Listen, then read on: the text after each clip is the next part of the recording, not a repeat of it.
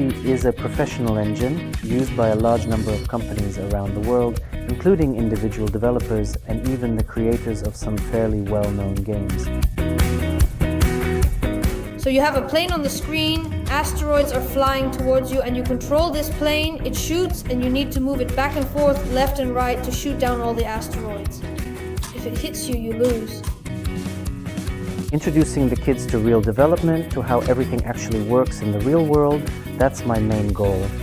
They came in with zero knowledge, they learned how to work in the Unity editor, and they learned how to create their own scripts. And by the end of the module, they had already fully developed this game.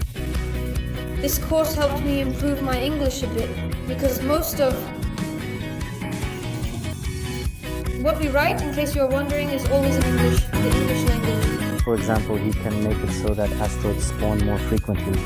He can also make it so that his shots don't just fly in a straight line, but scatter in different directions. And that's real creativity.